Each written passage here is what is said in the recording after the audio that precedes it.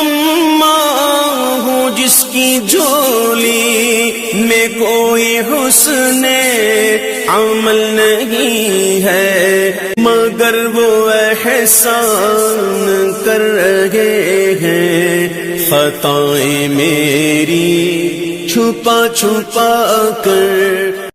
اعوذ باللہ من الشیطان الرجیم، بسم اللہ الرحمن الرحیم۔ ایک سوال یہ پوچھا جاتا ہے کہ کیا جو بچیوں کے لیے پیسہ جمع کیا جاتا ہے یا سونا جمع کیا جاتا ہے، آیا اس پر زکوٰۃ ہوگی یا نہیں؟ تو یاد رکھیے کہ جیسے ہی آپ کسی نابالغ کے لیے کوئی چیز خریدتے ہیں، چاہے آپ نیت کریں یا نہ کریں، وہ چیز نابالغ کی ملک میں داخل ہو جاتی ہے۔ تو لہذا یہ زکوٰۃ کی شرائط میں ہم نے ذکر کر دیا تھا کہ نابالغ پر زکوٰۃ نہیں ہوتی، اور نابالغ ہونے کی کیا کیا عمر ہے، کب ہوگی، وہ سارا ہم نے وہاں پہ ذکر کر دیا تھا۔ اگر آپ چاہیں تو زکوٰۃ کی شرائط کی جو ویڈیو ہے اس میں آپ ملاحظہ کر سکتی ہیں۔ لیکن یاد رکھیے کہ جیسے ہی وہ بچے کے نام پر کوئی بھی چیز خریدیں گے اور وہ بچے کی ملک میں داخل ہو جائے گی، تو اب جو ہے ماں باپ کو بھی اس چیز میں تصرف کا حق حاصل نہیں ہوتا۔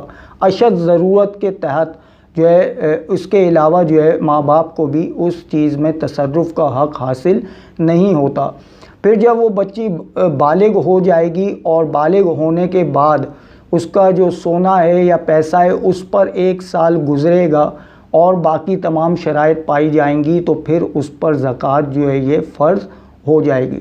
اسی طرح ایک سوال یہ بھی پوچھا جاتا ہے کہ حج کے لیے جمع شدہ رقم، کہ حج کے لیے رقم جمع کی تھی، اب اس پر جو ہے زکوٰۃ ہوگی یا نہیں؟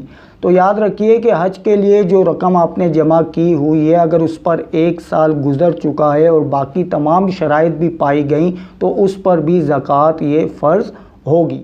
اللہ تبارک و تعالیٰ سے دعا ہے کہ جو کچھ ہم نے سماعت فرمایا اسے ہمیں سیکھنے اور دوسروں کو سکھانے کی توفیق رفیق مرحمت فرمائے، آمین یا رب العالمین، بجاہ النبی الامین صلی اللہ تعالیٰ علیہ وسلم۔